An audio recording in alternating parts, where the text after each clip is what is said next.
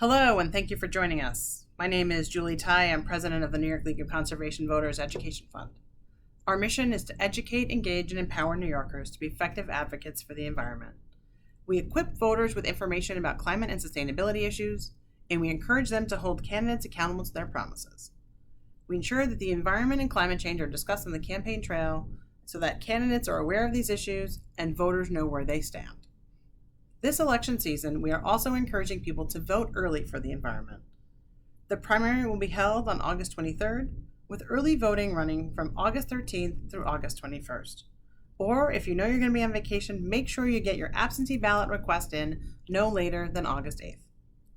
The 3rd Congressional District spans across northern and eastern Nassau County on Long Island and northeastern Queens. This is a frontline climate community as it relates to sea level rise and the powerful storms caused by a changing climate, as we saw all too well when Superstorm Sandy hit New York. Coastal resiliency is a key concern as it impacts economic development, our quality of life, and our natural environment. Other challenges facing the district include water quality, transportation emissions, promoting a clean energy economy with good union jobs, and much more. We look forward to speaking with the candidates about these issues. We want to make sure that the environment is top of mind for them and for voters as we move into this election season, and I want to take a moment to thank the candidates for participating. We're joined today by candidates Melanie Dorigo, John Kamen, Josh Lafazan, George Santos, and Robert Zimmerman. Well, firstly, thank you so much for inviting me here today. I really appreciate the opportunity to speak with you and hopefully reach some of your members. My name is Melanie Dorigo, and I'm running to be the next representative for CD3 and actually running to be the first Congresswoman to ever represent the seat. I've spent my life here. I grew up in Suffolk County. I started my family in Queens. I'm raising my 3 amazing children on the North Shore of Nassau County. And, this is my home. I've organized here for years, and now I'm running to fight for my community because it is their future. And frankly, the future of our democracy and our country and our planet that's at stake. And that's why I'm running on Medicare for all, green jobs, and economic justice, why I'm fighting for corporate-free politics. My climate agenda centers on preserving our beautiful Long Island Sound, ensuring our community is ready for severe weather patterns that are becoming our new normal, protecting and purifying our groundwater, and fighting for green union jobs that our middle class needs to thrive. Look, I know all too well the frustration that Americans and residents of CD3 have in our government. For decades, we voted in the same kinds of politicians who come around making the same kinds of promises, all the while pocketing money from the fossil fuel execs or the weapons manufacturers who are, particularly those in Long Island or the one in Long Island who is our biggest polluter, and, taking all that money at the expense of all of us. It's time for real leadership, and that means electing an unbought Congress. We don't need to be represented by lobbyist-backed candidates. We certainly don't need opportunists who are going to Congress to grow their stock portfolio. We need leaders with principle. Leaders who understand it's time to end the corruption and bring this party back to its FDR roots, protecting working families. I'm running for Congress because it is time for a different kind of Democrat, someone who reflects the families of this district. I am a mother who will fight for all New York families just as hard as I fight for my own. And I'm an organizer who on day one will be ready to take the fight to the halls of DC for green jobs, green transportation, and closing Washington's revolving door for fossil fuel lobbyists. I'm a lifelong Long Islander who knows that New York 3 is ready for change. And I am proud to have earned the Green New Deal champion distinction and to be endorsed by Friends of the Earth and the American Youth for Climate Action. And I look forward to this discussion tonight. And I'm very excited to work with you all in the future. John Kamen, Democratic candidate running for Congress in the 3rd Congressional District. I'm running because I have a history of governance. I've been elected. I've served my community, both Nassau, Suffolk, the state. I've served as a judge. I understand how government works, and I understand how we face the problems that people want their leaders to address. I've done that my whole political career, my whole government career. And now I'm prepared to do that in a federal level in the United States Congress. Today, speaking to an environmental organization, I think one of the things that is clear by looking at one's record, one's history, that I come to the table with a significant environmental history, not just one that we talk about or not one that's aspirational. It's not something that I want to do someday. It's something that I've been doing for 20 or 30 years. And that means, I've created laws, I've built and rebuilt wetlands, greenhouses. We've embarked upon many environmental journeys as the town supervisor, and the other roles that I play, including here today as Deputy County Executive in Suffolk County, where I'm leading a project to convert our entire fleet to electric vehicles. In fact, our goal is to do that by 2030, and we've committed $12 million to that. So I start, years ago when I was a judge. I've evolved, grown, taken on different positions, different roles, but each stop along the way, being not an environmentalist, but being an elected official, a leader, a person, a decision maker, who has the responsibility of affecting my community. I've always done so in a way that enhances our environmental issues, our environmental concerns. And that's from a social justice perspective, that's from transportation perspective, that's from how we heat our buildings, what kind of energy we use, how we drive our vehicles, what vehicles we actually purchase.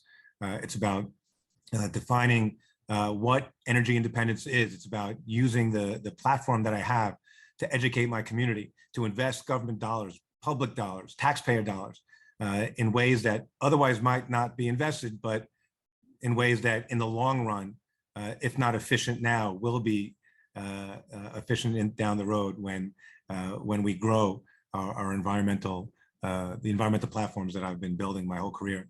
So I'm certainly prepared to go into specifics. I would love to do that, and I welcome your questions. My name is Josh Lafazan. I serve as Nassau County Legislator representing District 18 here on the North Shore. I proudly seek the Democratic nomination for the 3rd Congressional District. The LCV in New York has been important in my life, both as a policy wonk, but also as a legislator. NYLCV was the first major group to endorse me when I ran for legislator in 2017 at the age of 23. Not too many people gave us a good chance of winning. LCV believed in me. They believed that my generation deserved a seat at the table in local government, and they believed that we could win. And your backing meant the world to me, and you guys have backed me in every race I've ran since. I started in government at 18 as a member of the Syosset School Board, taking on a superintendent who made $500,000 while the teachers took a pay freeze. I was re-elected to the school board, elected to the legislature, and as a Democrat representing a Trump district, I've won that seat 3 times. And I'm proud to have a strong environmental record, which I'll talk about in a bit. Seeking the Democratic nomination, we're proud to be endorsed by Congressman Suozzi. We're proud to have raised the most money in this race. We're proud to be leading in our polls, and we believe we are the Democrat to keep the seat in Democratic hands. So excited for a conversation. So my name's George Santos. I'm 33 years old. I'm running for United States U.S. Congress in New York's 3rd Congressional District as a Republican. It's my second time around for the race. Essentially, my mission and what I want to bring to Congress is a new generation of leadership through new experiences and obviously innovation.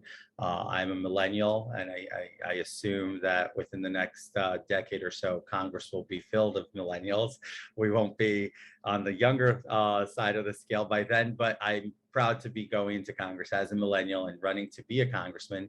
My background is in finance. I've spent a number of years working in finance in separate different verticals in private equity. I'm running for Congress. I'm first generation American, born to 2 immigrant parents. So I'm very proud of this country and all the opportunities that it has yielded my family and I. And we've worked really hard to live and attain the American dream. And I'm running to Congress to defend that dream, to keep the American dream alive for my kids, my grandkids, and all of our future generations to come, so that they also are afforded and awarded the awesome nation and opportunities that this country is and has given so many throughout the years. So without keeping it too long, I just look forward to being able to represent the 3rd Congressional District of New York and bringing some new ideas into Congress. Thank you so much for the opportunity to address you and to meet with all of you. When last we met with the League at a forum, I was running in a congressional district that was Westchester, the Bronx, Queens, Nassau, and Suffolk.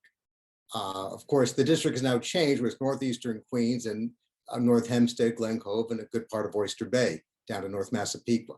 The district has changed, but the issues really haven't changed. And I think what's most defining right now is the Supreme Court decision impacting the role of the EPA and the role of our ability to have environmental protection. That is a game changer. And I would say to you, one of the most defining issues to me and to our campaign, and I think to the country, is how we galvanize support and mobilize both Democrats and Republicans to address this issue. The need to clean our transportation footprint and ease traffic congestion is crucial in addressing our carbon emissions. Are there any alternative and cleaner transportation options that you're looking forward to supporting? Electric vehicles are definitely a step in the right direction, but if we are going to really truly meet the aggressive climate goals that we have as a nation and as a world, frankly, we're going to need to do more than just transition to electric vehicles. And frankly, we're going to need to help the public transition to electric vehicles. I'm very much looking forward to clean, renewable public transportation, which will particularly benefit this district, certainly in Queens, which has been in Northeast Queens, which has been a transportation desert, but also in the many communities in Long Island that have not had real strong access to reliable transportation. And this will be an opportunity for us to strengthen our economy as well, while also decreasing our carbon footprint. As you know, cars make up about 28% of carbon emissions in this country. So it's definitely an area that we need to carefully look at and frankly innovate and be very on top of finding new solutions here. In addition to that, I'm looking at our schools. I think that we need to transition away from our current busing systems and moving to electric buses, which will, I think, both make it a healthier environment for our students so they're not breathing in those heavy fumes, but it will also further reduce our carbon footprint. And I think that is something that we can do relatively quickly. So one of the important roles that we play here in Suffolk County is that we are responsible for the MTA, for public transportation, and the county executive, Steve Malone, who I've been working with for the last 5 years, has made a priority to focus on transit. How do we get to that last mile? How do we make sure that we don't leave people stranded? At the same time, we want to grow the public transit system. We want more people to use buses and trains. And it's a challenge, certainly in the suburbs, certainly in Long Island. So one of the things we're looking at is how do we have, or whether or not we can create a quicker mechanism and by creating fast transit through buses and trains and making sure people feel confident that they're going to be able to get home wherever they are, whenever they need to. And so that's an important project here and well underway. The paper's been reporting on it for the last few months, actually, and over the several years. I've actually been endorsed by a couple bus transit unions in Queens, and the focus there is to make sure that buses are a reliable option. We need to make sure that people have access to bus service, that we're not cutting transit options, that we're actually growing them. We're putting more money into them. We need to invest in the personnel. We need to make sure that the people who have made driving a bus a career can sustain, have a sustainable livelihood. And we need to make sure they're safe. There were some questions about drivers who were not protected, and certainly they were on the front lines during COVID. And so I think it's important for us to realize that if we want a robust public transit system, we need to invest in the people. We need to invest in the structure, the infrastructure, meaning wherever we're going to fix and service those buses and trains, but buses specifically. We need to make sure that we invest in the routes so that the routes can take people where they need to go, and that those routes are frequented or frequently have enough frequency so that they can people can rely on them to get where they want to go. And so I think rapid bus transit, our MTA buses, New York City buses, making sure that LIRR is equipped to handle its load. Anything that grows public transit, to me, is something that reduces not only the people's need to use their own vehicle, but creates convenience and ultimately is a benefit to the environment. Sure. So I promise I didn't plan this, but I come to you live from an electric vehicle because I try to lead by example, making sure, as I've done since 2017, that we expanded charging stations in our district, making sure that our buildings are energy efficient. But public transit is the climate smart form of transit. We know that. And so fighting against LIRR fare hikes is clean transit. Electrifying the Oyster Bay line of the LIRR is clean transit. We have to make sure that people are taking public transit. We have to make sure it's affordable. We have to make sure it's safe. And then for people who have personal vehicles, we have to make sure that they're transitioning to clean energy vehicles. So how do we do that? We have to make sure rebates are expanded and, quite frankly, are protected to make sure that it's affordable for people to buy those vehicles. We have to expand charging stations. We have to work with our power providers to make sure that people in their individual homes can upgrade their ampage to make sure they can use charging stations. But we also have to invest in R&D, right? We know hydrogen is a clean energy, and we know there's been research here. We know there are other fuels. So investing in R&D, I have this argument with colleagues in the legislature. Investing in R&D might not yield, an ROI today, but it's what makes the United States great.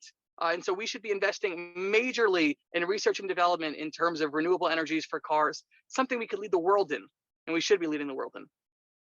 Well, I see, look, for instance, in New York City, we have a fleet of electric buses and they do fairly well. I look at it in a twofold, right? Obviously, it's a lot cheaper for cities and for municipalities to operate with electrical vehicles, granted forever rising prices of gas and fossil fuel. Due to the limited extraction that we have in the United States at this juncture. But I do believe that what we have to do not only is expand our electrical buses and for mass transit, but we also have to invest and create grants and infrastructure to better the technology, because a fossil fuel bus on gas will just keep going. You just got to fill up the tank. It keeps going. You do maintenance. Unfortunately, the bus, an electric bus, will drive anywhere between 6 to 8 hours, and then you need to charge it for a number of hours so you can put it back on the street. So there's a slower turnaround of that vehicle. So we need to work on technology to either create secondary power sources within the bus so that it can run for longer time frames, so that it makes it more attractive for municipalities and cities across the country to adapt to this technology so we can expand it. So this is something that I would look forward to working with the local government and seeing how I can be an asset by bringing in federal dollars to motivate them to do that. I mean, the fact that we Long Island is a non-attainment area because of the poor air quality should be a powerful wake-up call to everybody. I mean, we have to move towards electrification of buses. We have to move, for example, I mean, that's a clear example. We've got to move towards electrification of cars, all those issues. The fact that if we're going to move to attainment, then we have to make sure the federal government's providing the proper support to state initiatives to get it done. And that's really a very critical role for a member of Congress, especially from Long Island, where we have issues pertaining to air that is not clean, water quality that has to be remediated and protected. Just the idea of, the need to improve our sewage treatment plants is going to be very important. But it all comes back to political mobilization. And I want to stress that every candidate for Congress is going to play, can you top this on the environment? But the bigger issue is going to be, can we insist and mobilize an electorate to make sure they vote on these issues and they hold candidates accountable on these issues? We have a lot of candidates saying they're for the environment, but then they say that they'll vote against any deal that would include clean energy union jobs or improvements in addressing the climate crisis, because they'll claim it impacts the tax structure. You've heard the phrase, no salt, no deal. Now, I want the state and local tax deduction fully restored, but am I going to kill legislation that addresses the climate crisis because of it? My answer is no. I think a lot of other candidates, maybe running in this district and elsewhere, may not be so quick to give you that answer. Because right now, they're looking at what polls best versus what's environmentally best. It was used to block so many common sense anti-gun violence legislation. People were voting on that. But people are not, in my view, voting as aggressively on the climate crisis issues and environmental protection. And my campaign is really focused on doing that. I'm running for Congress because, quite frankly, it is, I think, the most important, the most defining time in our country since the Civil War. Our very basic rights and freedoms are on the line, whether it be our democracy. Of course, abortion rights and reproductive freedom for women, gun safety legislation, and environmental protection. I cannot underscore that enough. The court ruling made very clear what's coming down the road. With their decision that impacted environmental protection is going to impact workplace safety, their role to limit government standards, government oversight is an alarm and a threat. And it has to be an issue that we have to be very public about, direct about, very politically mobilized on. I come to this race with a background of having served on Capitol Hill when I was a kid, working for my congressman, Lester Wolf, represented this district in many ways. Then from there, became elected to the Democratic National Committee, where I've served for 22 years. I've been, and from that place, through a few referrals, I became a regular on the different television networks, standing up to the lies and misinformation of the right wing, especially on issues pertaining to the climate crisis. Built my business in this district. And so I come to this race with that background. Forgive my phone, I thought I turned it off. But come to this election with that sense of history in this district and with a mission to serve. Because I truly believe what's at stake for our country affects the very core of our freedom. Thank you. According to the Drive Electric Long Island Coalition, Long Island has one of the highest rates of electric vehicle uptake in the state. What policies and programs are you considering to help further encourage electric vehicle uptake on Long Island, up to and including details for how you might support increased EV charging infrastructure?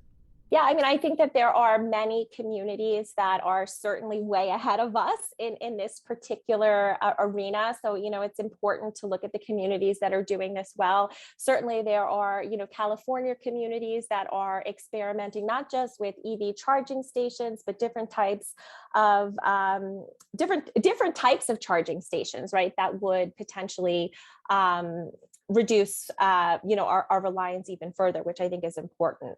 What I would like to see are subsidies for electric vehicles.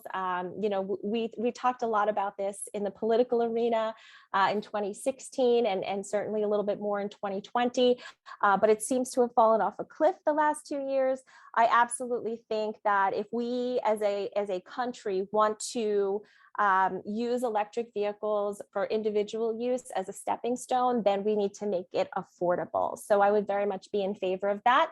But of course, it does also mean that we need to invest in infrastructure here on Long Island to make sure that if we're encouraging folks to purchase electric vehicles or subsidizing electric vehicles, they need to be able to use them. So that is absolutely something that I would support. And again, I would look at communities in California, but even in Westchester, they've done some really good work up there in terms of making it more accessible for their residents. So when I was town supervisor from 2004 to 2013, one of the things that I've done, that I did back then, was to initiate the transition of our public fleet to hybrid vehicles. It wasn't the most effective result that we've had because the hybrid vehicle wasn't really the answer, but it was a way of thinking that we embarked upon. And so now in Suffolk County, as Deputy County Executive, I'm leading a program here where we serve 1.5 million people. We have thousands of vehicles. We spend millions of dollars on vehicles every year. And we are in the process of transitioning our fleet in Suffolk County, our municipal fleet, our public fleets, to electric vehicles. Now, one of the problems is, how do we build the infrastructure? We need to understand how the private sector, how other fleets, how are they going to adopt electric vehicles if they can't find the charging stations and the ability to charge their vehicles. We also need to partner, and we have partnered and are partnering with the utilities, because you can't have everybody having electric vehicles if the utility grid can't handle it. And so we need to make sure that they're on board. We've spoken for this project with the Retail Association, gas station owners. Can we put charging stations in their facilities? We've met with libraries. We actually just launched our first shared service project in Lindenhurst Library, where we put a charging station that we help pay for. And now we have 18 other libraries that are joining this program. And our goal is to make sure that wherever you are in Suffolk County, you will have access to a public charging station. I've spoken twice for the New York Association of Counties over the last 3 years to other municipalities at conferences to explain to them how we are pursuing electric vehicles as a transition, how we are focusing on the investment, not just in the vehicles, but in the infrastructure of building the charging fleets and partnering with our utilities, our charging stations. We know that the $12 million that we are going to spend is not enough, excuse me, but we also know that there are many grants out there. We're going to be tapping into them. We're going to save $3 million a year just on fuel costs once we get our next phase of our process done. I've actually called, and our team has called Ford to try to figure out why we can't get electric police cars. We finally convinced our police department that they can use electric vehicles, but we put out to bid a request to purchase electric vehicles, and the company's not making them.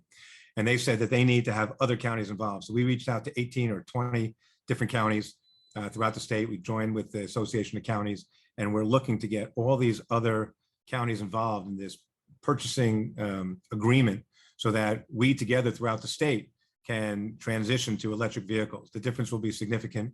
The results are possible sooner than we think. We do need to build the infrastructure, meaning charging stations. We do need to partner with the utilities. We do need to have an appreciation of how this is going to affect the other industries. We need to do it so that our neighbors, not only in Nassau County, but also in New York City, and even upstate, have the access, or people will have, drivers will have the access to the same charging stations that we do down here once we install them, so that people can have the confidence that they can drive anywhere in the state with an electric vehicle. So my goal, and again, it's a project I'm working on, it's one we're achieving. We're going to have success. We are successful already. We've started the purchase and the acquisition. We've already started purchasing electric vehicles for Suffolk County, and we will be a leader in the state pursuant to our goal of a complete transition, but certainly as part of my effort as the Deputy County Executive working on this project and leading the way. So we have to work, we have to meet people where they are, right? We know we've had suburban sprawl here in Nassau County. We know people are commuting to work. And so we have to find out how we can work with commercial landlords and how we can work with public municipalities to expand charging stations. And I've done it in the legislature. So we have to offer incentive, right? We know some landlords who are energy conscious are going to do so. And we know that it's going to draw people to their stores. So if it's economically viable, they'll do it. But for those who are hesitant, we have to expand incentives for those commercial landlords to do so. And quite frankly, for public municipalities to do so. But more than that, when I bought my EV, the rebate was higher than when it is now. And so we have to not only restore that rebate, but we have to increase it. We know that it's more expensive than ever to buy a car. And so if we're going to incentivize people to purchase electric vehicles, we have to make it easier for them to do so. And we know a tax rebate is important because it'll stimulate the economy. We know that we can invest in good union jobs right here at home to make those vehicles. And then we have to work with the power providers to hold them accountable, to make sure that we're upgrading our grid, to make sure that people in their homes have access to information, have access to resources to put those charging stations in their homes, and to make sure they're doing it timely. And so holding our public utilities accountable is hand in hand here. So I believe that I want to make it clear, I support electrical vehicles. I don't support creating a ban on conventional vehicles, because I think it's a lifestyle, and B, it's also an expensive choice and they're not cheap. So I do support it. I think it's great. I do support, before we make a strong push for more electrical vehicles, I do support a strong push for infrastructure investments, investing in charging stations.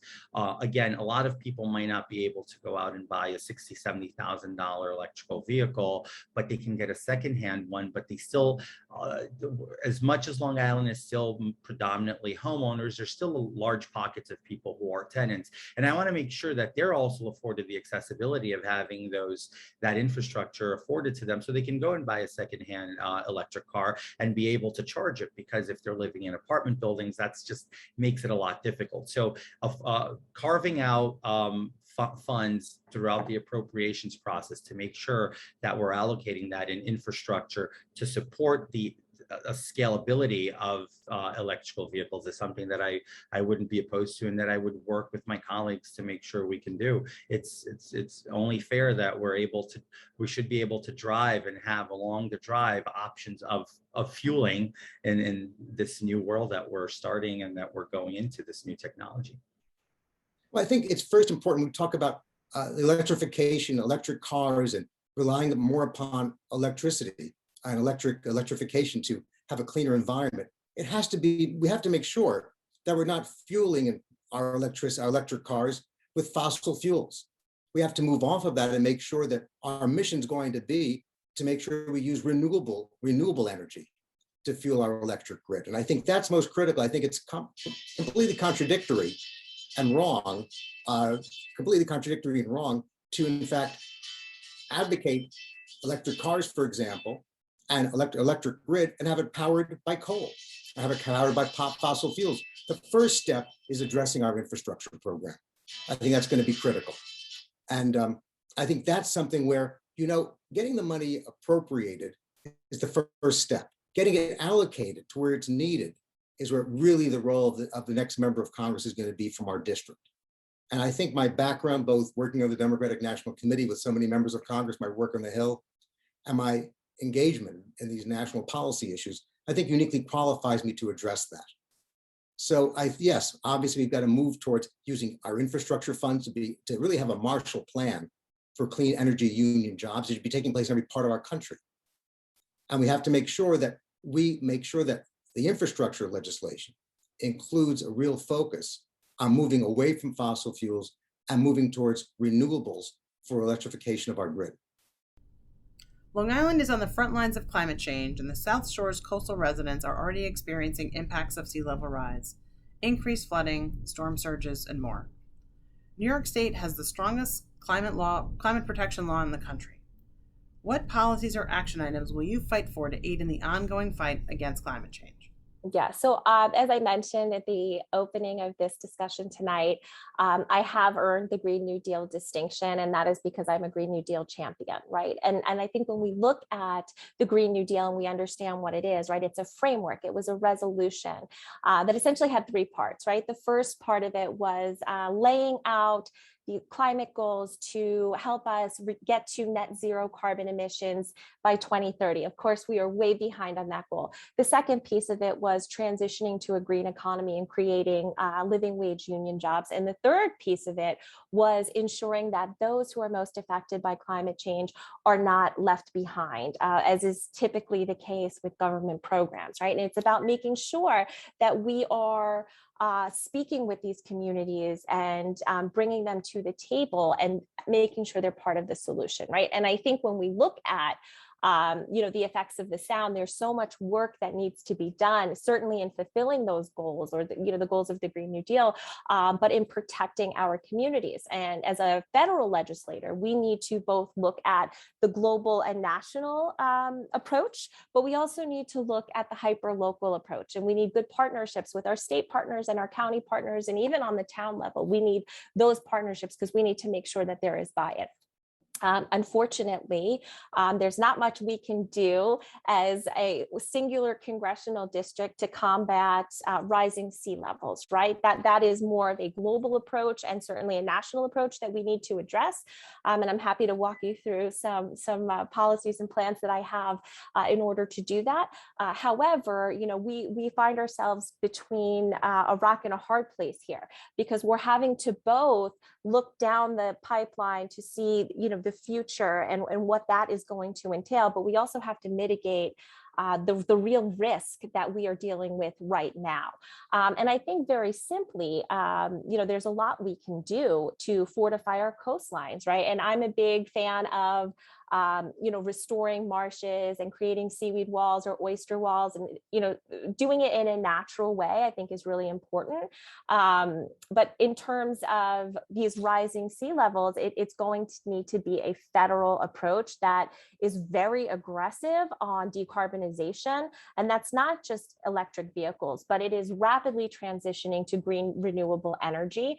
There are opportunities here in Long Island. We are an island to really be a leader and certainly an innovator on, certainly wind energy, but also solar as well. And we also need the ability to educate folks. We need to make sure that they understand that climate change is very real. It is, and it's here, and it is affecting all of us. I'm sure you all heard just today, the UK is having is having a record-shattering heat wave right now, and their government is anticipating up to 10,000 deaths because of it. We have burning fires all over the world today, in France, in Portugal, in Greece. Climate change is here, and we need to make sure that, frankly, our residents, our neighbors are just as passionate about this than they were about wearing masks or not wearing masks, right? This is not a partisan issue. This is an issue that will have long-term effects for not only us, but our children and our grandchildren. Yeah, so I headed up New York Rising for the state after Sandy, and we can see firsthand the impact of how storms have changed and how storms could wreak such terrible results. The rising water at the same time when when the high tide hits during a wind event, and then the flooding that follows is incredibly destructive. We are likely to see more and more of that as sea levels rise. It's the warming that creates the elevated storm surges. It's the warming that creates the level of winds and the frequency and the intensity of the rain. And of course, the higher the sea rises, the greater danger we will all be in. And ultimately, the question is, how do we handle it? The immediate solution is we build houses higher up. We're elevating houses. We're trying to do certain things that are going to make it safer. But that's ultimately not the answer, right? The answer is for us to lower our carbon footprint, reduce climate change, slow climate change as much as we can, but ultimately to reduce climate change. And reduce the melting and the other causes that are leading to elevated sea levels. I think that the federal government, Congress, has the ability to pass greater, stronger laws that will achieve these goals. Certainly, us opting out of the Paris Accord was pretty silly and actually downright offensive years ago under the previous administration. I've spoken to other county executives throughout the state as part of my job in terms of what I do today as deputy county executive and part of the Association of Counties. We speak to county executives throughout the state who are all interested in addressing climate change issues. We're all suffering when we're running governments with the impacts of this. So the question for Congress is, what investments can Congress make today? What rules can they change? What incentives can Congress provide so that we are reducing our carbon footprint? The carbon COs emitted, primarily the largest emitter is our transportation, is vehicles, and then it's housing and the energy that comes out of our buildings. We need to build buildings, of course, that do not emit the carbons that we're concerned about. We need to have environmental energy sources, alternative energy sources, solar. Hydrogen, we need to invest in wind. Here in Suffolk County, it's not just about saying that we want to go to wind or we want solar. It's what are we going to do about it? How are local governments can actually achieve this? Congress can provide some incentives. They can send people money and they can pass some laws. But ultimately, we need the decision makers at every level of government to buy into this. So in Suffolk County, we have solar panels on our parking lots and in our parks, and it helps source the grid so that we have extra energy coming in. We are now investing heavily in wind technology, but if we want wind and we want that to be a legitimate alternative fuel, alternative means of energy, we need to have all pieces of the puzzle addressed. So we need to train people to work on wind turbines. And one of the things we're doing in Suffolk County is we're creating a whole state-of-the-art training facility, partnering with labor so that we can build a facility to train our future wind turbine workforce as we build our offshore wind so that they can go high into the air and deep into the water and be trained. We're going into various communities. We've just partnered and purchased a property where we're going to, on a 6.5 acre campus, where we're going to build one of these facilities, the state-of-the-art training facility. It's going to be a regional facility for training people in the wind industry. So I think the overall answer is we need to make sure that Congress is passing laws, rules, restrictions, regulations that restrict our ability locally through government and through industry to warm the environment. warm the planet. So we need those regulations. We need to be sensitive to how they impact our economy. So they have to be done smartly. It's not just about throwing stuff out there and seeing if it sticks. We actually have to speak to the business community, the industrial community, the local governments and communities that we're impacting by these laws. One of my concerns is that a lot of folks are so enthusiastic about saying that we're just going to get things done. If we undermine our ability to govern and navigate our own communities and businesses and industry, we're not necessarily going to get the results that we want. So we must pass those laws and make those changes, but we need to do it with everybody at the table. And we need to also look at all the other pieces that need to be addressed, such as the workforce, such as zoning, such as the local rulemaking that needs to take place. We need to have people buy in. We need to have our local residents understand why we're making these changes that we are. And if there's additional costs, we need to figure out ways to offset them so that we don't undermine the economy and the people who are investing through their tax dollars for the changes that we know that we have to make. Sure. So I represent the Long Island Sound in the legislature, right? So my neighbors and constituents, we lived through Hurricane Sandy, we lived through Ida, we understand the effects of climate change, and we understand we can't hide from them. And so climate change has to be viewed as an existential threat, right? We have to work not just on a national level, but to build a global coalition of actors to reduce carbon emissions. And we have to hold our corporations accountable in doing so. We have to change our standards. We have to make sure that polluters are held accountable. But as a legislator on the local level, I want to make sure we're investing in climate resiliency, right? So whether it's West Shore Road up in Bayville or whether it's in Roslyn and East Hills, we have to make sure that we're investing in draining and floodage. We have to make sure we're investing, in public alert systems. We have to make sure that we're investing in seawall infrastructure and working with local communities to do so, because there are places in my district that can no longer hide from climate change. That is a fact. And what goes hand in hand here is we have to make sure that those individuals can continue to purchase affordable flood insurance and affordable disaster relief insurance. So there's so much to talk about. I'm trying to tailor it to 1 minute, but at the end of the day, sure, at 28 years old, my generation is going to uniquely feel the impacts of climate change. We know this, right? We know that the sea levels are rising. We know that. We know that it's getting hotter and hotter every year. We know that a once in 100-year storm is happening once and twice and 3 times every season, let alone every year. And so we have to act, and we have to act with urgency. And a lot of it I can do locally as a local lawmaker, making sure we're reducing the nitrogen in our waterways, making sure people are connecting to sewers, and we're getting rid of these aging cesspools with upgraded septic tanks to clean our waterways, making sure we're working with the Baymen to clean up our harbors, and investing in oyster gardening to make sure we're cleaning up our waterways, making sure that we're working with local communities to invest in flooding and invest in flooding infrastructure so we can continue to live here. So if I haven't made it clear, I'm a local and a national and a global person, and I think we need the trifecta. Well, I believe that what we have to do is not only in the United States, we are, matter of fact, the only ones following the rules if we really look at emission levels all across the world, right? We have our competitors in China and we have our competitors in India who are producing 4 times, 5 times, 6 times more pollution than we are, right? And that affects everybody as a whole. So instead of holding us so accountable, being that we already are operating within the standard agreed numbers of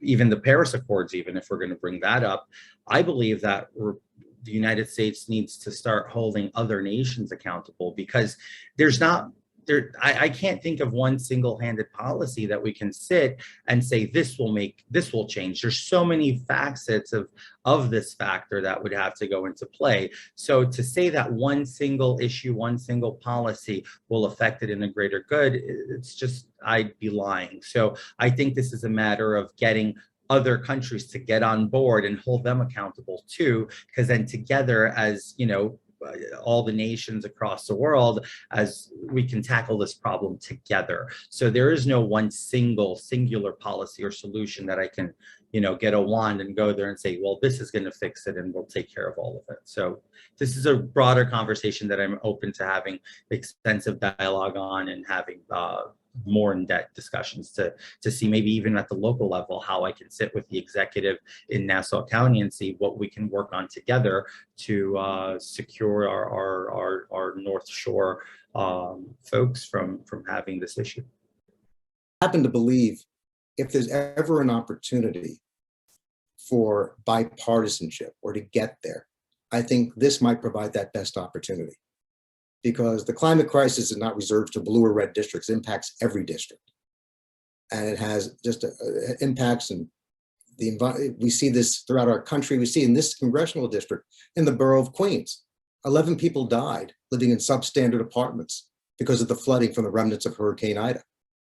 There isn't a community on Long Island that hasn't been impacted by severe weather situations and the dangers of the climate crisis. The flooding you referred to is absolutely very important. First, I think we have to be very mindful that the Long Island Sound Restoration Act is coming up next in 2023. That has always been historically bipartisan, funding for the Long Island Sound and the Restoration Act, which is due for renewal there. That has to be a priority to make sure we keep it bipartisan and we can renew it and increase its funding. But we also have to make sure that we're providing the proper support for our local governments through the state to make sure that we can, in fact, we can remediate our sewage treatment plants, that we can address flooding with the proper type of support that's required, that we can, in fact, provide the type of support needed for the testing of our water quality. We all know that we live in an underground aquifer. And so we have special demands and special needs here that require increased water testing. And you can't just ask the state and local governments to do it. The federal government's got to play the role of providing that support. And so I think that's something where I think my priority would be, and I hope to serve on the Energy and Commerce Committee, my focus and my priority would be to use the infrastructure funds in the budget to make sure we can provide this kind of support environmentally, and to make sure that we have more members of Congress, especially on Long Island, in a bipartisan way, because I certainly think water quality impacts red districts like it does blue districts, to make sure we have the kind of support needed for the funding that's required. You just cannot ask the state governments to pass bond acts or put the burdens on the local governments. The federal government has to play a unique role. And that's really the issue. And I think, frankly, we all talk about what we can appropriate. How do we make sure the money gets back locally? That's what's missing from this equation. And I think my background certainly, and my experience certainly on the national level and the congressional level qualifies me, gives me an insight and experience to address it. One of the most visible impacts of our past manufacturing history is the Grumman plume, which has been a critical issue facing central and southern Nassau County for decades. The plume is now more than 5 miles long, 2 miles wide, and 900 feet deep. It contains 24 volatile organic compounds led by TCE, as well as so-called emergent contaminants that only began being removed by water treatment systems within the last few years. This has also highlighted how Long Island's aquifer, the sole source of drinking water, is impacted by pollution, from industrial sites to chemical pollution from local businesses to illegal dumping to nitrates from septic tanks. As the potential representative for many of the communities impacted, what will you do to protect the aquifer, or source of groundwater, and ultimately our drinking water supply across Nassau County? Yeah, well, I think we need to be really aggressive here. And I've been an outspoken critic for many, many years. Look, what we do know is that government officials and Northrop Grumman have known for decades about about the plume and the cause of the plume. And I think it's a real travesty that it was not addressed. And it's a really good example of why corporate money should not be in politics. It was about 2 years ago. I know the current representative was trying to get the Army Corps to pay for cleanup. And of course, we need to do all that we can to mitigate this ever expanding plume of pollution. However, I believe very strongly that that cleanup cost should rest solely with Northrop Grumman, the chief polluter. In addition, I think that we need to follow the lead of Europe and ban certain products that have VOCs, as well as other chemicals that we know for certain are polluting our aquifer system. And I think, this is another situation where we have to look and deal with the here and now, but we also have have to look for the future. We very likely will have a water security issue in the coming years. So we need to look at other alternate means for ensuring Long Islanders have drinking water. I think that's a real, it's going to be a real issue here, particularly as we deal with these rising seas. Unfortunately, it appears that our government has severely dropped the ball on addressing climate change and really meeting this moment. So as sea levels continue to rise, as I'm sure you know, we'll experience more saltwater intrusion. They'll push on the aquifer system. And we know, I'm sure you are aware of this, recently a report found that there was much more saltwater intrusion in our aquifer systems than we even knew. And once that happens, I mean, it's essentially gone, right? It's nearly impossible to, or not nearly impossible, but it's very, very difficult to extract that, right? So it's a real issue. We need to work on it as aggressively as possible, and you certainly have my commitment to that. Well, there's, we run a system of sewer districts, sewer authorities, or water pollution control authorities. They are responsible for making sure that our drinking water is clean and putting on the appropriate filters, addressing saltwater intrusion and a lot of the issues that affect how the water comes to us. When we're talking about a plume, that's not something that the local water authority or water district can handle by themselves. These plumes go beyond borders of any specific district. They were created years ago, certainly by the military or private industry. Those that are responsible are being held accountable, and if they're no longer available, we need to make sure that the federal government steps in, as it has in some occasions, but certainly they need to do more. I know that there was recently additional decisions that came down that should help even further in that regard. But I think that it's fair for us locally to hold the federal government and the state government, but really a lot of these are federal issues, and for local representatives, one of which I expect to be and hope to be in the near future, to make sure that the resources of the federal government are being applied to these plumes that affect everybody throughout Long Island, visitors or residents alike. And so using their technologies and their resources to attack these plumes, to filter the water, to make sure that we're not only just containing it, but that we're removing the toxins so that we're not waiting decades further to end this, I think is the best course of action. So I've lived here my entire life, right? We get water from Jericho Public Water like all of our neighbors. And so of course, the answer is we're going to take immediate action. We have to make sure we're funding our water districts, right? We know those local municipalities have tens of millions of upgrades to make sure that we're taking out those harmful chemicals in our water, to make sure they're investing. I mean, locally, we had a contamination in some of the Brookville wells of Freon.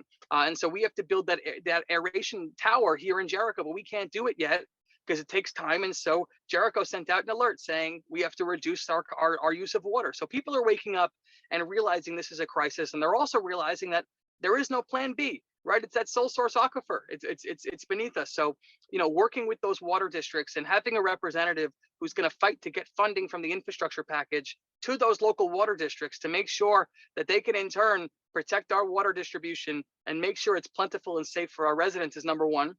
And number two, and equally as important, is we need a representative who's not afraid to take on big corporations and hold them accountable. We need stronger anti-pollution measures. We need stronger anti-dumping measures.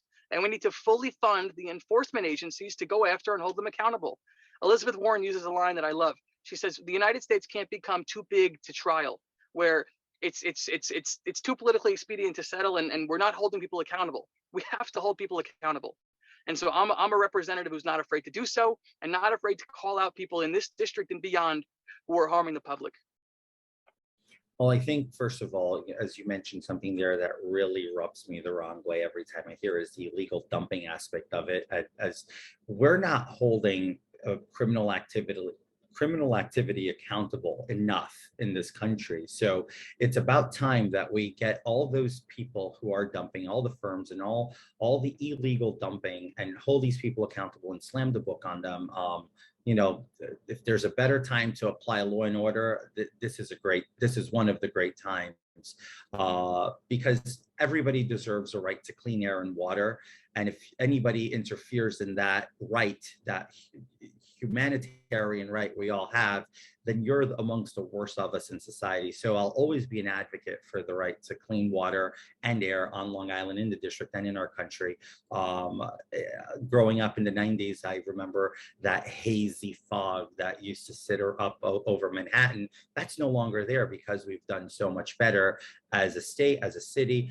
And I think that it's important that we keep that trend. So it's a matter of accountability and just making sure that we're working along with local law enforcement and working along with local government agencies to keep, as I categorize it, criminal activity from interfering with our water supply here on Long Island. Well, it's interesting. One, we've got to start holding the parties accountable. I think there's been real progress made through Senator Schumer, and I think also through Congressman Swazi in addressing this issue. But I think there has to be a much greater level of accountability.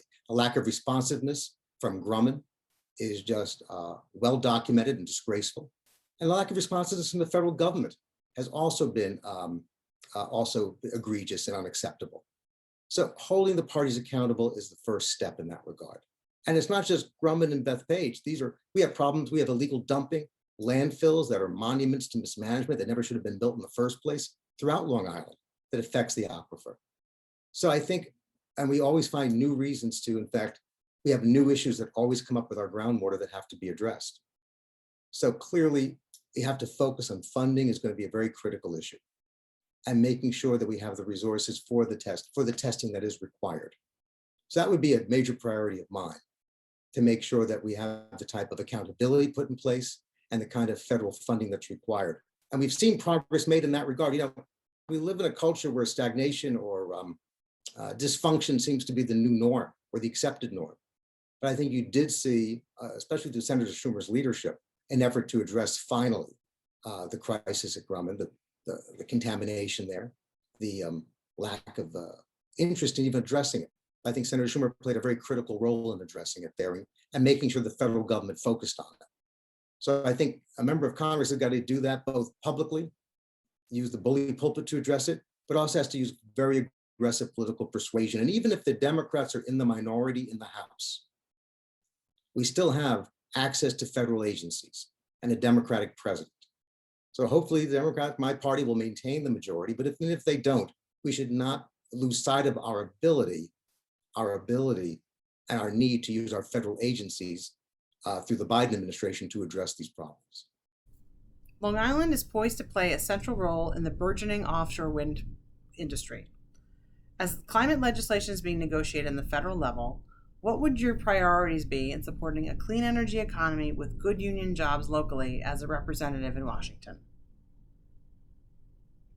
I mean, as I said earlier, it's absolutely a priority. I think we need to investigate and certainly very aggressively employ tactics to transition as quickly as possible.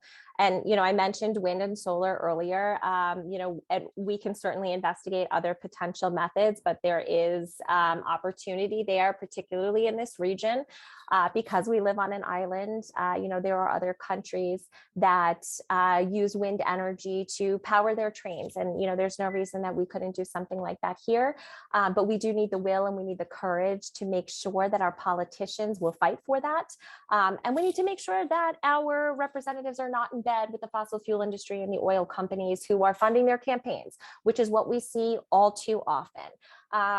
We all know, if you believe in science, we all know what's happening in terms of climate change. We all know that it's here. We know what we need to do in order to avert, the worst case scenario. Unfortunately, our government has decided not to do that. And you mentioned Build Back Better, which was already a severely dwindled down negotiated piece of legislation that would not have met the moment, but it would have been a tiny step in the right direction. And what did we see? We saw the big oil industry impact and essentially buy a senator and prevented that legislation from moving forward. If we care about humanity, if we care about this planet, if we care about saving human life, then we need an unbought Congress. It is as simple as that, because the other policy pieces are easy. It is easy to transition compared to getting out these bought and paid for representatives. So offshore wind is a critical opportunity for Long Island, and we are and will have offshore wind turbines in our ocean and waterways very soon. And we anticipate this is going to be a significant energy source for us and ultimately for the state. We in Suffolk County have a project where we are building, where we just purchased the land. We're going to build a state-of-the-art training facility for our local workforce, for Long Island workforce, to be able to use machinery and drones and robotics. We're partnering with our local universities and community colleges and our high school vocational programs. We're partnering with hospital systems and manufacturers. But really importantly, directly to this question, we're partnering with labor and the Offshore Wind Alliance and others who are investing in the training facilities that are needed. And so we in Suffolk County are on the verge through the project that I'm personally working on with the county executive to achieve this goal, this end, which is to build as part of this campus with our state-of-the-art training facility, a wind training facility that will be not just state-of-the-art, but it will be a regional location to train people, the workforce, the future workforce for wind technology. And that means people who are going to be trained to go high into the air and work on the turbines. It's going to mean we're going to train the people that are going to go into the ocean at 30 feet deep, and we're going to train them how to navigate those waters and the machinery underwater. And we are very excited about this project. Again, I'm proud to be leading the way for Suffolk County. These are the things that I've been doing and continue to do, and with the partnerships that we need, whether it's labor, industry, government, and ultimately the new and emerging workforce, which needs to be educated that this is an opportunity for them. Wherever they are on Long Island, they will have access to a high-paying job, a great career. We are going to provide that for them, at the same time feeding the industry with a source of working power that they can utilize.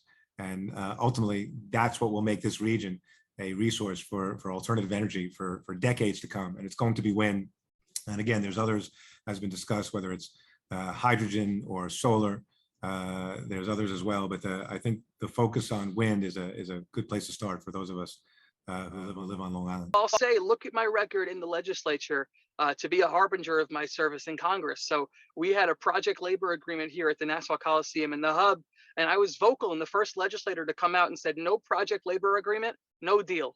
If it's not good local union jobs, no deal. Same goes for those big energy projects here on Long Island. So working with our unions, and I'm the grandson of a 50-year IBEW member, working with our unions and understanding these need to be good local union jobs is something I've done, and it's something I'll continue to do. Of course, offshore wind is going to be vital to our local economy and, quite frankly, to our local ecosystem. And we have to look at more. We have to look at how we can continue to upgrade the grid. Right? We know 3 million plus people on the island are continuing to demand more energy from the grid. So how can we continue to upgrade the grid? How can we continue to incentivize people in their own homes to generate their own power through solar?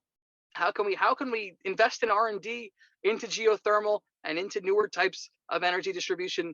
To me, not as opposed to a one-size-all approach, I think kind of an above-all approach makes sense here. And looking forward, right? Investing in research, not only to explore desalinization, but like in California, there's no way to safely dispose of that salt they remove from the water. And that's not a good solution either. And so Long Island has been a cradle of innovation, right? From aviation to the Cold Spring Harbor Lab and so forth. And so I'd love to invest in research right here in our public institutions in terms of renewable energy. That is a stance I take. The wind energy production that everybody is pushing here, I have concerns of disturbance of actual, our environment in the sense of our bird population, right? We have a large population of birds on the island. There is science that seems to prove that it is dangerous for them. And I am more inclined in more hydropower, solar power before I consider that. And also, I look at it as a lot of people, and I want to bring people back to probably the cleanest form of energy there is. And I know that there's a lot of taboo around it, which is nuclear. Nuclear has zero emissions. Yes, there's a lot of technology around nuclear that scares us. I'm scared too. Obviously, we don't want to see a redo of Fukushima like we saw in 2011 or Chernobyl as we saw a couple of decades ago. But I think the technology has evolved. We're in a very advantageous position where we're not in an area where there's a lot of seismic activity. So we would be deemed a safe location to actually have nuclear power become a source of clean power here on Long Island. So I would like to have a hybrid of a mix, obviously not all nuclear, not all solar, not all hydro, but I would like to have a healthy mix that everybody can agree on. And slowly and surely we can all agree and agree to disagree in some instances, but I would be an advocate for always bringing what's best in that matter for our people here in Nassau County and northeastern Queens.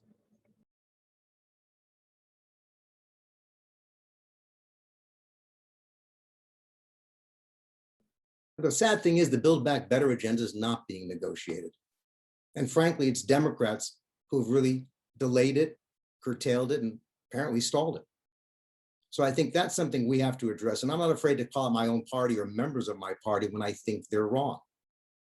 And we saw recently, because some members of the Senate, 2 members of the Senate, were obstacles to the issue. And frankly, some members of the House, because they didn't get everything they wanted, were obstacles as well to getting it done. So frankly, we have to hold everyone accountable, and we have to demand that the public votes on these issues. In the same way, I'm so encouraged to see the mobilization for abortion rights after the Supreme Court decision overturning Roe. In the same way, I've been so encouraged by the mobilization against gun violence. We have to see the same level of protest and outcry over the court ruling on environmental protection and the need to hold everyone accountable to address the climate crisis. I want to play a very public role in political mobilization. I want to play a very aggressive role in the Congress, both for some version of Build Back Better, but even if it's not called that, some important initiative to make sure that we can, important funding initiatives to make sure we have the resources to do the kind of work you're talking about. And I'll also say one other thing to you, and I keep going back to this because it really is an issue with me. You can't talk about renewable power is essential. It's essential for the electrification projects that are in place. We cannot live in a culture where we're relying upon electrification based upon fossil fuel or coal. So that's why renewables are going to be essential. With the focus on renewable energy is going to be essential, and the federal government's role in funding it to make sure we can do that and move away from our dependence on fossil fuel. Long Island is facing an imminent waste crisis. What needs to be done to confront the challenge of zero waste here on Long Island, and what can you do as a representative? Firstly, we have very few composting stations or ability to compost here on Long Island. And where it does exist, it's usually driven by community members. We need a massive federal push to invest in composting here, really all over the country. But I think there is a real opportunity here in Long Island to do that. Certainly in District 3, we're seeing it pop up in certain places. The Science Museum of Long Island has a small composting bin that they compost with families in the neighborhood every Saturday. There's another one in Port Washington at Homestead House, but that is driven by members of the community. We need congressional funding to make sure that we are reducing waste, and we need to make that the new normal, right? There are other communities across the country that include composting as part of trash pickup. That is something that we can do, and it's really low-hanging fruit. And that's something I've been involved with locally, trying to bring more families in and educate on composting. And alternatively, it has the added benefit, not just of reducing our waste and reducing, frankly, carbon emissions, but it has the added benefit of re-enriching our soil, which is a huge problem across the country. And I'll just talk about that for a moment. I'm very passionate about a Green New Deal for agriculture. Right now, we only have about 59 harvests left because our topsoil is so depleted. Our food is less nutritious. So we need a massive scale to work not just with composting, that's a piece of it, but also changing the way we do farming entirely. We can no longer just have monoculture and single crop farms. We need to make sure that we are rotating crops in a way that is building a more ecologically diverse plant and farming system. These would also have the added benefit of creating stronger carbon sinks, right? We need to remineralize our soil, and composting is a piece of that. So that is something that I'm very, very passionate about. Waste waste keeps coming, and we've shut down our landfills, and there's incinerators that we're concerned about. There's one significant incinerator in operation right now and in Hempstead. The question is, how do we actually use newer technologies to get to zero waste? And that means using anaerobic digesters. We've recently partnered with a local business to support their effort to build the proper facilities to reduce waste. A lot of it's about recycling. If you want to reduce waste, we need to reuse, reduce, reuse, recycle. When I was town supervisor, I started a program, a school recycling program, where we would bring, we acquired two recycling buckets for every single classroom, in every single school building, in every single district for our town. It ended up with 40,000 students participating in this program, where each morning kids would bring their bottle or their plastic bottle or their paper, they'd recycle it. And when the little bin filled up, they would then go to put it into a bigger bin, and then a bigger kid would come and take that big bin down the hall and put it into a large container. They'd weigh it, and then would have a charts, and would be able to have people determine how many trees they saved, how much water is saved, how much fossil fuel, how much energy are we saving. And so it became a civics class, became an energy class, became a mechanism for a whole generation of people to appreciate the power of recycling. And so we have to be able to recycle everything that's possibly recycled. And so teaching people at a young age, giving them the incentive, giving them the tools to know that recycling is part of our life. And we took a hit when China were told stop taking a lot of our recycling. But we can be better. They still take some. We need to be better at how we separate it, how we educate people about recycling. We need to be able to recycle other things as well. We need to stop using products that cannot be recycled, the styrofoams of the world, plastic bags. Certainly in my town, I've done that in ways that others have not been able to achieve. We've passed laws, we've changed culture, we've changed our own rules internally, but we've done things in our community for a community of 230,000 people that really made a difference. When I spoke to the children in the various schools about who can save the world, the answer was each one of them. Every morning, if they did have a plastic bottle, we'd prefer they didn't, but if they did, to recycle it. And if they each one did that every day, that's 40,000 a day. That's 200,000 a week, and on so on and so forth. And so, Thank you. Yes, run out of time. So recycling is really the answer. Reduce, reuse, recycle, plus investing in the tools and technologies that will ultimately allow us to get to zero waste. Sure. So we have to start local, right? As a school board member in Syosset, we instituted a district-wide 10-building recycling program. Something so simple had never been done before. And it's massive in terms of preventing waste. We have to look at composting, and we have to look not only in our public municipalities, but with our restaurants and with our food distributors of composting, to make sure that not only are we reducing food waste and fighting food insecurity, but we're reducing the amount of waste going forward. And we have to work on an individual basis to reduce consumption and to reduce waste. Unfortunately, a lot of that starts with education. And so people, and I speak to young people all the time about this, many people grow up with not an understanding of what happens when you put your garbage out by the curb. It doesn't just disappear, right? And so are we going into schools, and are we working with local nonprofits to educate on waste, on not only recycling, but on reducing one's own consumption and waste? And so I believe that an above all approach makes sense here. Most importantly, we have to do way more recycling. We know that recycling works. We know that from a local school district level, we increased our recycling output like by 4 or 5. And so I want to work with municipalities to empower young people as well. Young people are eager to be part of the change. We should loop them in here. Oh, so this is a project I worked on a couple of years back as a volunteer and also as an investor.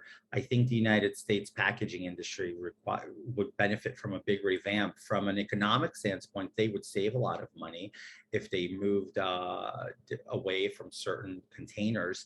And we're seeing this across Asia has gotten this right in certain instances. Japan has become probably the lowest waste producer in the world when it comes to container packaging. I think that if you go buy something in a store today and you look at the levels of packaging that is involved sometimes, so the simplest of items and the actual product is the smallest portion of that.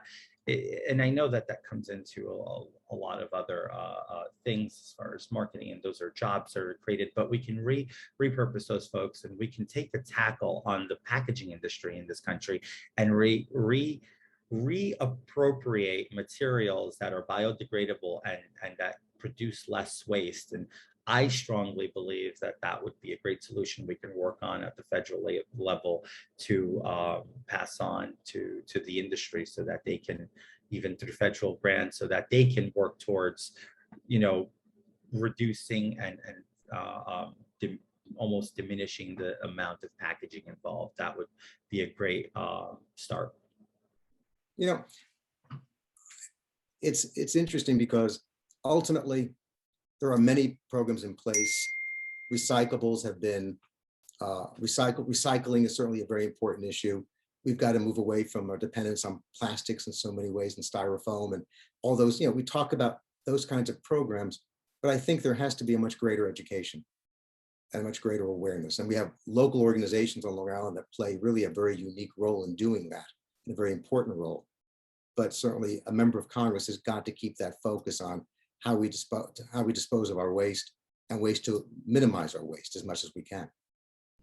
There seems to be a growing level of disenchantment among folks, particularly young people, who will be most affected by the climate crisis, surrounding electoral politics and Washington's ability to mitigate our climate's worsening of the climate crisis effectively. How are you thinking about this as you connect with voters? We always have real conversations with voters at the door. My campaign is one that is built on education and bringing people in and growing the electorate. We don't do that by gaslighting or talking about vague values. We talk about the problems of today and solutions for how to fix them. And frankly, I am so energized by young folks who come to the campaign and get involved in the campaign, and often know more about policies than when I'm knocking on doors, for much older folks. I think that we need to include young voices, because look, this is the future, their future at stake, right? And so we've always done, I think, a really good job at making sure young people have a voice at the table and getting their input and opinions. But frankly, it's about just having those real conversations. That's what young folks, at least for us, that's what they're responding to. They don't want to be gaslit. They've had enough of that. They're tired of politicians who are bought and paid for. They want politicians with plans. They want politicians who are passionate. They want politicians who are running for the right reasons. And I think when you offer that, the response is really, frankly, incredible. And that's why we have a growing coalition of young support. For those of you who don't know, I ran for this seat in 2020. After that election, I started a Sunrise Movement in Nassau County with many of my former interns who were in high school and in college, and we've kept that up. And I think that's how we continue to engage and energize and really, sustain this movement that, we need to continually build. I think the way to connect with people is to show that they can make a difference locally. They can make a difference where they are.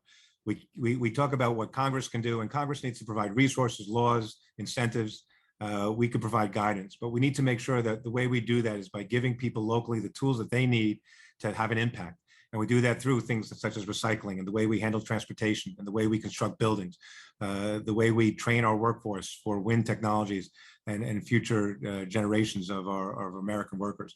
I think we have to have that impact locally. We need to give people hope that they themselves, each one of us can make a difference. And if we do that, ultimately people will be connected to the great goal that we have, which is to reduce climate change and save our planet.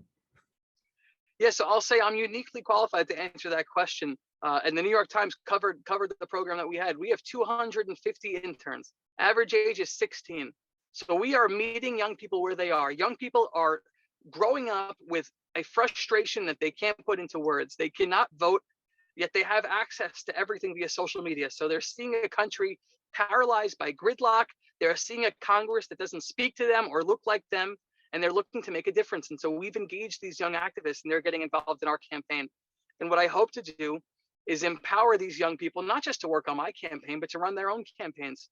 We need young people to get involved at the library board and the village board, at the town council, the county legislature, and so on and so forth.